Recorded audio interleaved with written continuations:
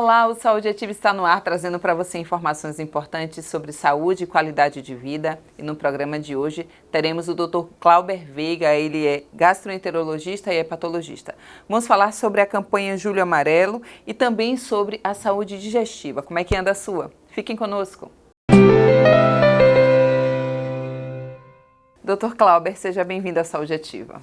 Olá, Dayana, é um prazer estar aqui com você e com todos os telespectadores da TV Câmara. Isso, vamos começar falando sobre uma campanha importante que o senhor nos alertou, inclusive, no início da nossa entrevista, que é a campanha Julho Amarelo, hepatites virais. Fala pra gente o que é essa campanha e a importância dela, doutor. Exato, assim, todo julho a gente faz uma campanha do Julho Amarelo, assim, em especial o pessoal da Sociedade Brasileira de Hepatologia, que é justamente para conscientizar todo mundo que a gente tem umas doenças como as hepatites virais, que são doenças altamente silenciosas e que a gente precisa fazer o diagnóstico desses pacientes.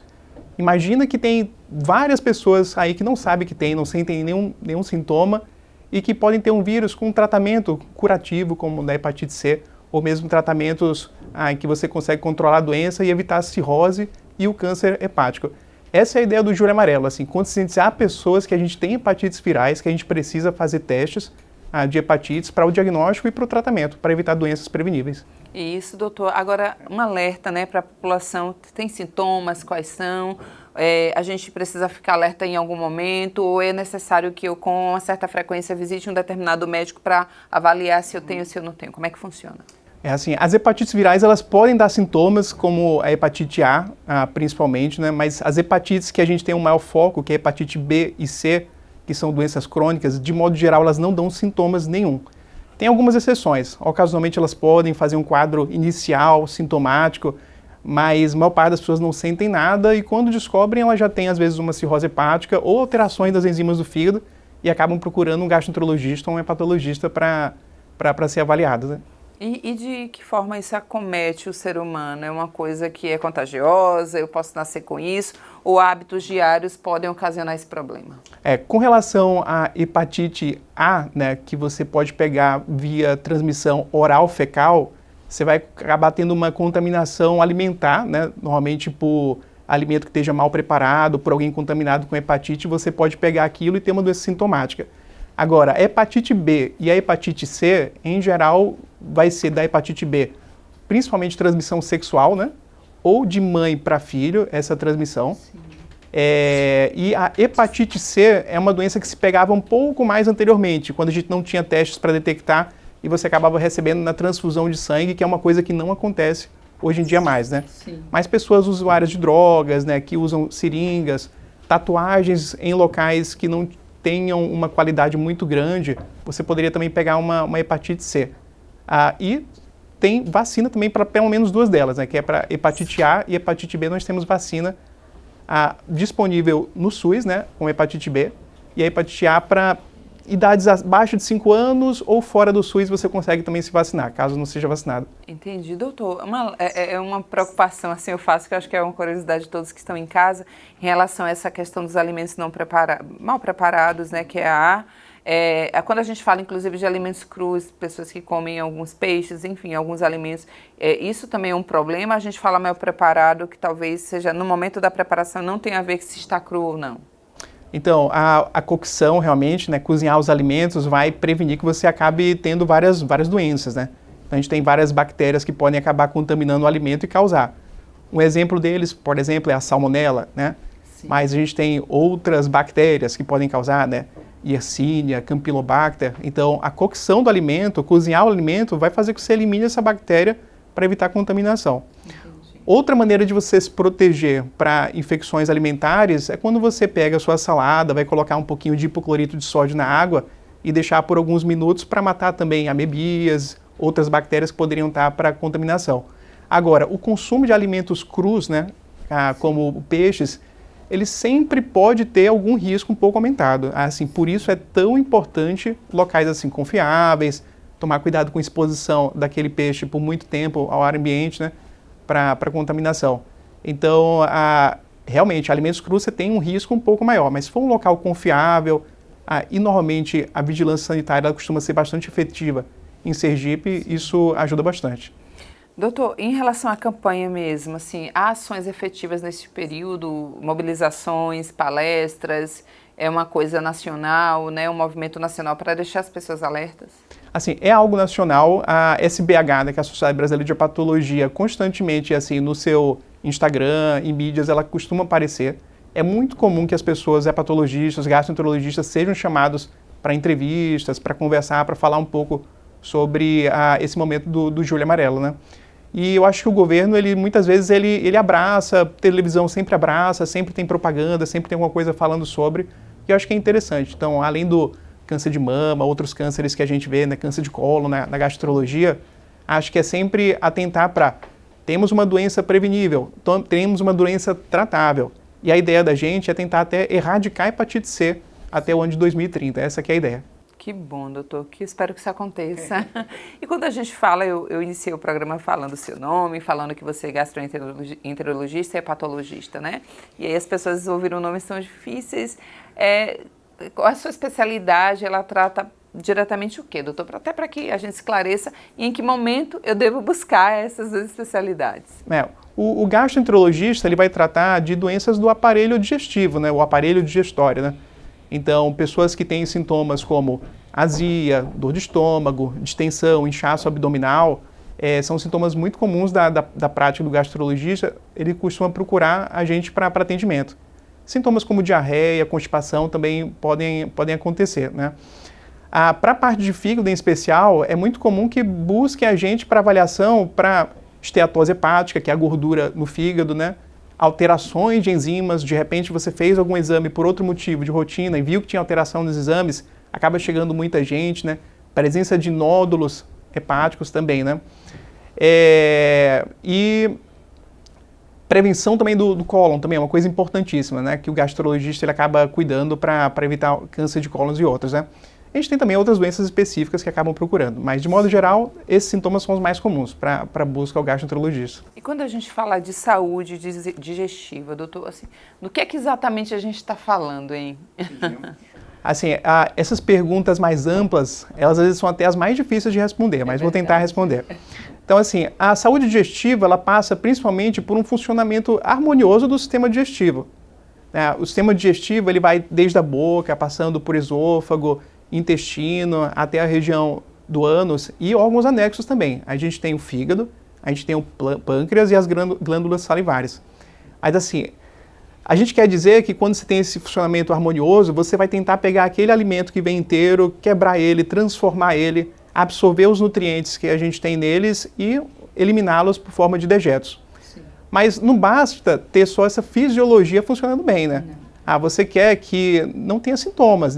Para ter saúde, a gente quer não ter desconfortos. Isso. Então, as pessoas que têm azia, dores estomacais, inchaços, assim, não ter esses sintomas faz parte da saúde também.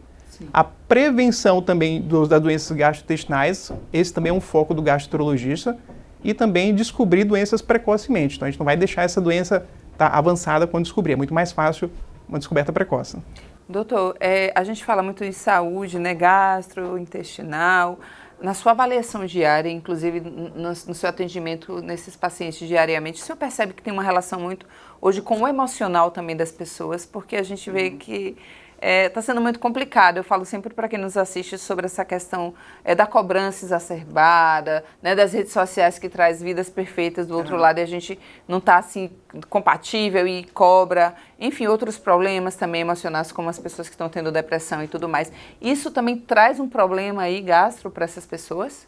Assim, traz sim. A gente tem algo que a gente chama de síndromes funcionais na gastroenterologia.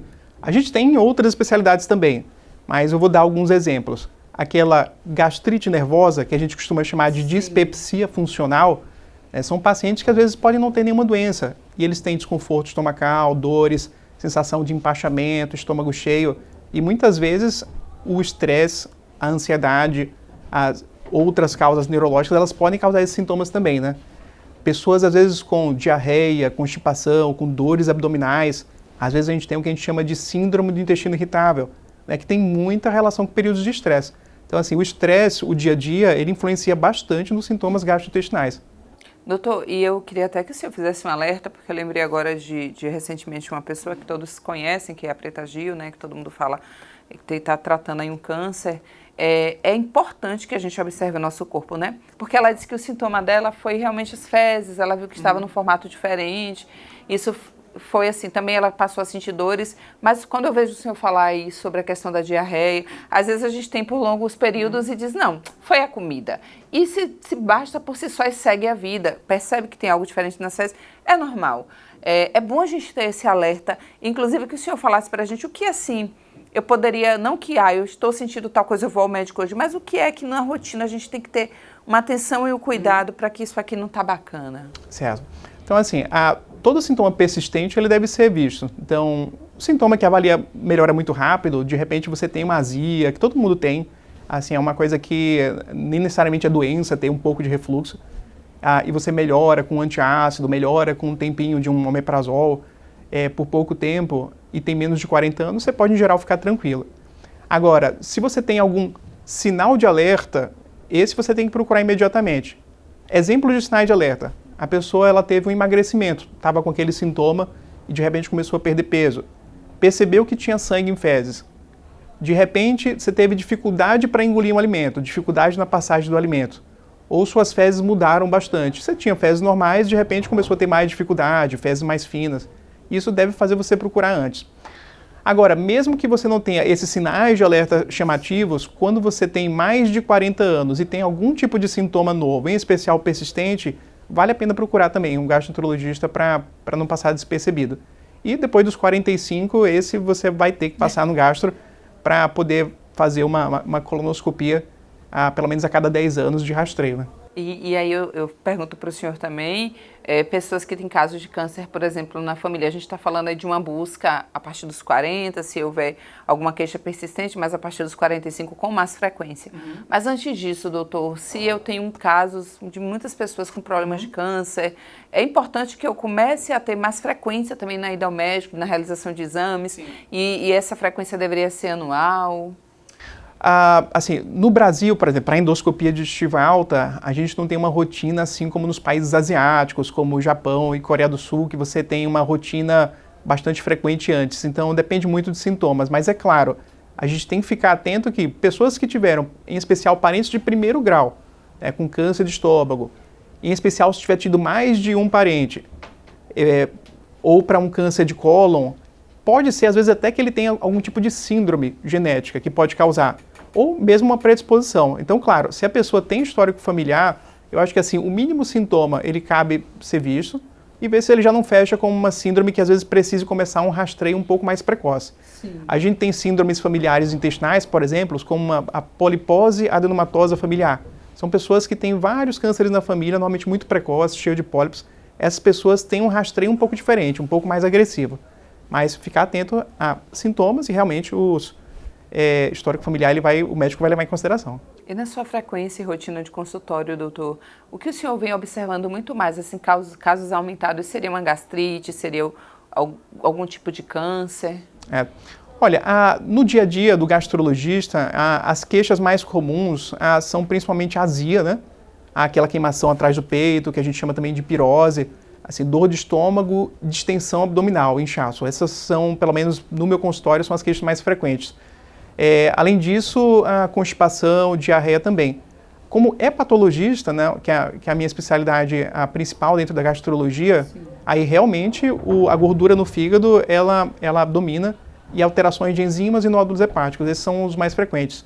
Normalmente, quando a pessoa tem um nódulo, um carocinho no fígado, em geral gera uma preocupação e eles acabam indo até mais precoce para o hepatologista, mas claro, a maioria dos nódulos costumam ser benignos. Eu quero falar sobre essa gordura no fígado, a gente vai para um breve intervalo, já voltamos, fiquem conosco.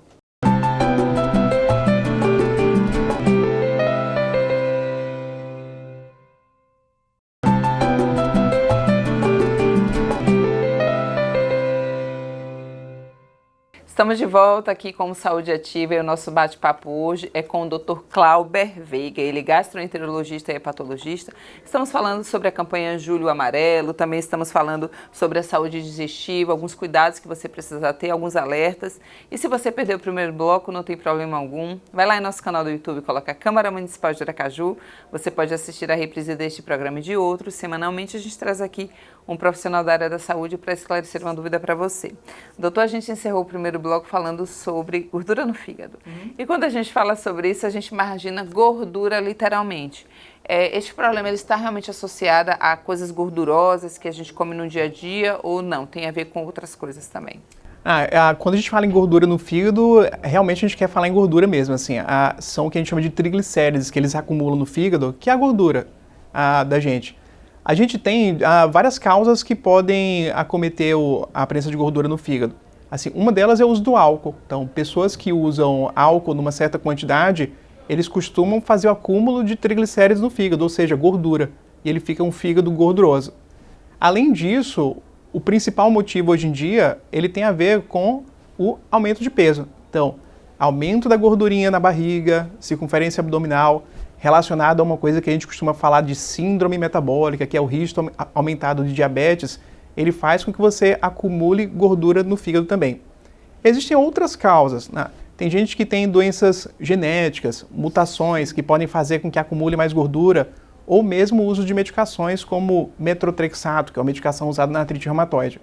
Mas, de modo geral, a principal causa de gordura no fígado é o aumento do peso, obesidade, assim, e o uso de álcool, né, que não pode ser menosprezado, e quando juntos aumentam até mais a chance de a gente ter gordura.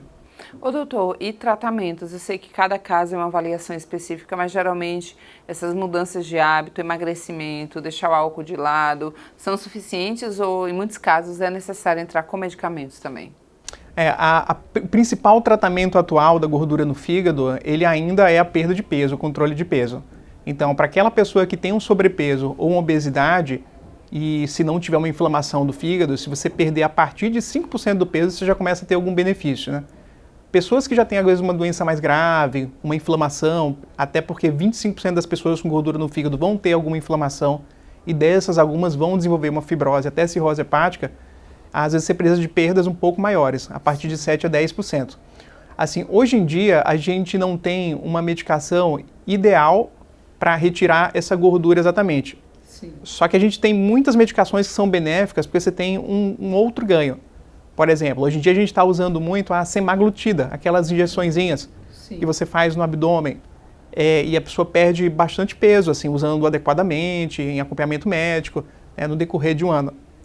Essas medicações elas estão relacionadas com a redução de gordura hepática, né? A pessoa perde peso, ela melhora o metabolismo e acaba tendo melhora até de inflamação e de fibrose. Então elas são importantes, apesar de não ser uma causa direta. A gente tem algumas outras poucas medicações que a gente pode utilizar quando você tem uma inflamação. Então sim, a gente tem medicações principalmente voltadas à perda de peso. Tem outras um pouco com menos efetivas, né, como o Orlistat, né, que ajuda também a isso. Hoje em dia também a gente tem usado muitos remédios também para o diabetes. E uma coisa que a gente não pode esquecer é que não é só a gordura do fígado. Quando a pessoa chega para a gente com o fígado gordo, com uma esteatose, em geral, ele tem comorbidades associadas.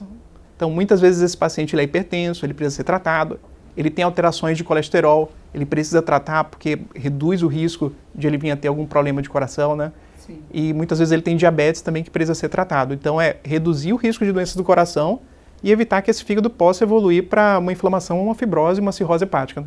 E, no final, o câncer hepático. É muito bom ficar alerta. E doutor, hábitos diários alimentares, tem algum hábito assim que seja muito comum, que as pessoas fazem, que atrapalha a saúde digestiva? Eu mesmo já ouvi falar que a gente tem que almoçar e não pode beber nenhum líquido posteriormente. Claro que a gente sabe que os refrigerantes, imagino que seja uma bomba aí, mas assim, o que na rotina da gente a gente pode inclusive fazer para melhorar a nossa saúde digestiva? Assim, a digestão ela acaba começando na boca, né? Então a primeira coisa que a gente tem que fazer é mastigar bem os alimentos. Se você não mastiga bem os alimentos, você não vai facilitar para o seu estômago, né? Aquele alimento vai ter mais dificuldade de digestão, vai chegar mais no intestino, às vezes pode dar mais inchaço, né? Porque o alimento vai ser comido pelas bactérias para soltar, né? Pessoas que não mastigam bem podem ter mais refluxo, mais sensação de estômago cheio, empachamento. Assim, essa é uma das coisas que podem acontecer. Outra coisa que você deve evitar são principalmente os alimentos ultraprocessados, né? Sim. Excesso de gordura, em especial gordura saturada, você acaba tendo uma saúde digestiva pior. Fica mais tempo no estômago, pode causar mais distensão, aumenta o risco de obesidade, e isso pode levar a problemas digestivos também, né? Uma coisa que também é muito comum a ser feita é a gente, quando come demais, deita logo depois. Então, pessoas que deitam logo, até 2 horas depois, é muito mais comum que você tenha sintomas como refluxo. Estômago cheio, né, vai ter uma tendência a voltar mais e pode ter mais sintomas como azia. Acho que essas são algumas condutas que podem ser feitas alimentares, né? Claro, saúde, de modo geral, ela tem muitas coisas que são semelhantes. Então, assim, atividade física boa, tentar manter o peso bom, água. Beber muita água, né? Muita água, né, doutor? Então, beber água, assim, junto com fibras, o intestino funciona melhor. Então, água, fibras e atividade física, a gente tem um funcionamento do intestino melhor na maioria das vezes, até mesmo sem uso de medicações. É engraçado falar sobre essa questão dos industrializados, porque a gente vive nesse mundo tão corrido e as pessoas estão optando muito por coisas industrializadas, né? Eu imagino que as queixas estejam bem aumentadas em relação a isso, a ida ao médico, as queixas também de dores, de mal-estar, porque os ultraprocessados é completamente diferente. Eu acho que há uma forma também de você equilibrar. Às vezes eu falo para as pessoas que no final de semana, tira 2 horinhas, né, doutor? Prepara o almoço da semana, deixa aqui para na rotina, faz uma salada, uma coisa rápida também, porque isso facilita muito. Além de trazer saúde e fazer com que você também não ganhe tanto peso, que pode trazer outros problemas, né? Exato. Os ultraprocessados são muito gostosos, né? Mas, gente, ultraprocessados, eles vão colocar muito açúcar, muita gordura, né? Isso faz com que a comida fique gostosa, ela conserva mais tempo, mas, no entanto, você tem outros problemas. Você pode fazer comidas deliciosas usando alimentos do dia a dia, né? Então, vegetais, legumes, frutas, né? Fazer aquele alimento melhor, né? Usar menos óleo, a gente assar mais, cozinhar mais. Então, isso costuma trazer muito mais saúde para a gente, né? Isso não tem a dúvida. Doutor, quando a gente fala de câncer, que é um problema muito sério e traz muita preocupação para todos, né? Eu já recebi médicos aqui, oncologistas, que falavam para a gente que muitas pessoas, quando recebem diagnóstico, parece que é o atestado de óbito já, assim, né? Porque pensa que não tem cura e tal. E muitas pessoas falam que câncer nessa região, seja onde for, é muito mais agressivo. As pessoas sofrem mais, enfim, o tratamento é mais difícil, é isso mesmo, sempre, não, eu falo não dos médicos, mas as pessoas que convivem ou tiveram parentes que tiveram esse problema, eles falam que é muito mais pesado. É isso mesmo, doutor, e tem um motivo específico? Assim, a gente tem cânceres diferentes, né? Então, na verdade, o câncer, em geral, são várias doenças diferentes, com comportamentos diferentes, locais diferentes. A gente tem cânceres de cólon que muitas vezes você consegue evitar o câncer muito precocemente. Imagina que fazendo uma colonoscopia você consegue detectar um câncer, às vezes bem localizado, ou mesmo nem um câncer, você só detecta às vezes um adenoma, que é um tumor que pode virar um câncer. Sim. Imagina que você ressecando ele, você vai já evitar o câncer logo de cara. Mesmo para o câncer, quando ele já está manifesto, a depender do estadiamento, quanto ele está avançado ou não, a gente vai ter chances de cura muitas vezes consideráveis, assim. Então, o tratamento oncológico, que não é tanto minha especialidade nessa parte, ele evoluiu bastante e melhorou muito. O câncer gástrico, muitas vezes ele costuma realmente já ser descoberto um pouco mais avançado, certo? Mas também tem um tratamento curativo, seja cirúrgico, junto com quimioterapia, acompanhamento com oncologia. Assim, falando de fígado em especial, realmente nós temos um tumor mais comum que ele é muito relacionado à cirrose e às hepatites virais, né? Esses tumores, quando descobertos, realmente é comum que eles estejam muito avançados, mas a gente está evoluindo bastante, assim. Sim. Hoje em dia, além de cirurgia, ablação, a gente queima os tumores, muitas vezes até conseguindo curar, se eles forem pegos bem no início. Ou mesmo tratamentos que você amplia bastante o tempo de vida das pessoas, com qualidade.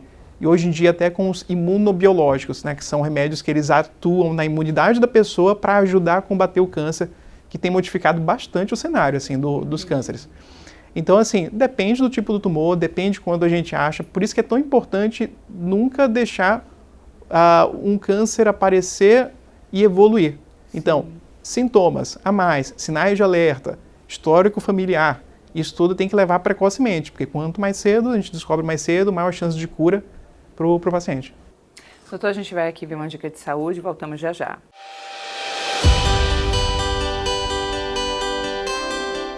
a importância da água.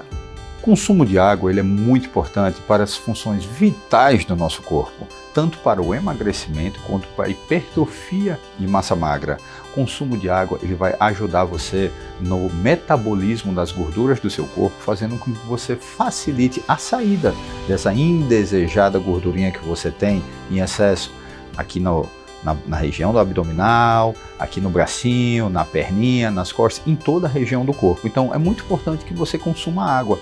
A água vai ajudar você a limpar as manchas na pele, eliminar as toxinas dos seus rins, ajudar a evitar os cálculos renais, aquela tão temida pedra no rim que machuca, que dói, que é um grande problema hoje da população. Então consuma água. Lembre-se, 70% do seu corpo é feito de água. Então você precisa repor essa água que o seu corpo põe para fora, quando você vai ao banheiro, quando você transpira, no dia a dia. Então, nunca se esqueça de beber sua aguinha. Leve sempre com você uma garrafinha, e aí você vai bebendo um golinho, outro golinho aqui, outro ali. Isso aí, quando você vai perceber, você já bateu os seus níveis diários de água.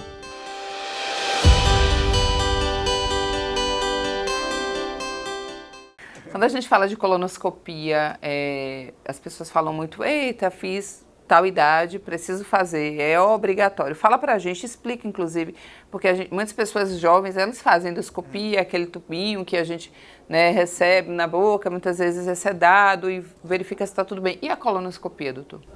Então, a colonoscopia de rotina, né, ela é um exame que é feito a partir dos 45 anos. 45. Então, antigamente a gente começava a fazer os 45, mas foram estudando mais e viram, olha, e se eu reduzir para 45, né? Aí viam que você tinha uma redução ainda maior de mortalidade. Entendi. Pegavam alguns cânceres que estavam sendo feitos mais precocemente.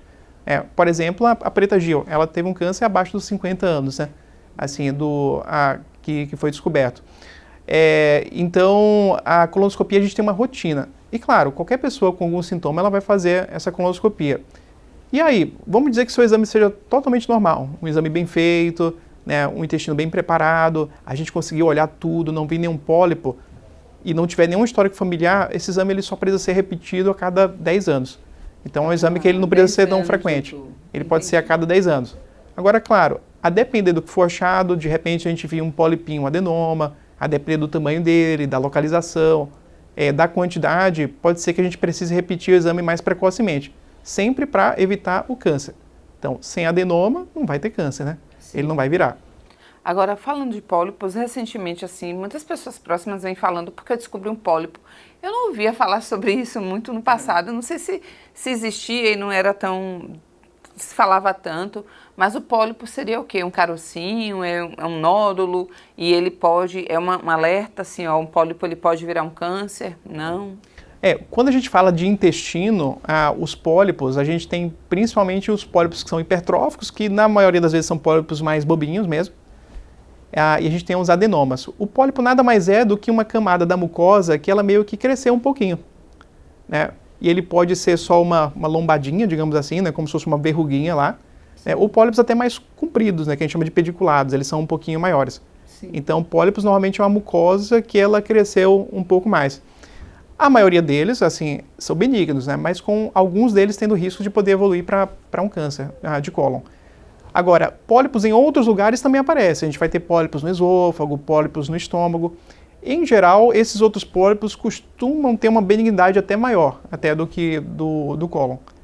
Mas é interessante sempre a conversa com o gastroenterologista para ver caso a caso. Sim, doutor, no caso, atuando como hepatologista e a gente falando até do próprio câncer, geralmente é um problema tratável, precisa haver remoção, a possibilidade de transplante, não? Então, o câncer de fígado ele tem uma questão muito importante, porque na verdade a gente está lidando na maioria das vezes com duas doenças. Então, a maior parte das vezes que a gente tem um câncer de fígado, a gente lida com o câncer e a gente lida com uma cirrose hepática. Então, a gente tem vários tratamentos diferentes para o câncer de fígado. O mais adequado vai depender de cada situação. Então, tumores pequenos, por exemplo, eles podem ser queimados. Às vezes você vai com uma agulhinha lá no fígado, um exame, um tratamento super não invasivo, super conservador, e você queima aquela região. Sim. E você simplesmente cura o câncer. Sim. Às vezes você tem lesões que são um pouco maiores, e que elas precisam ser ressecadas. Mas isso tudo depende do paciente. Então, pacientes com cirrose mais avançada, às vezes você tem essa limitação. Então, nesses casos de cirrose avançada, o tratamento até curativo, a gente usa muito o transplante hepático. Então, naqueles pacientes com chance de cura, que não tem doença avançada, você pode fazer o transplante com vistas a curar aquele paciente, né? Que aí você trata tanto a doença da cirrose quanto o câncer hepático, né? E existem também os outros tratamentos, né? A imunoterapia, que está se fazendo tanto, né? Hoje em dia, e tratamentos até que a gente chama de quimioembolização, que a gente vai com um catéter pela perna, por um vaso, né? E vai soltar quimioterápico e algumas bolinhas para matar aquele tumor. Então a gente tem tratamentos diferentes para o câncer de fígado. E a gente escutando isso, avalia que a tecnologia está muito avançada para os tratamentos, coisas que a gente nem sabe, né, doutor? Não, tem muita coisa avançada mesmo, assim, tanto que a gente não consegue trabalhar sozinho, assim. Acho que a gastroenterologia é uma área que você tem diversos profissionais trabalhando junto.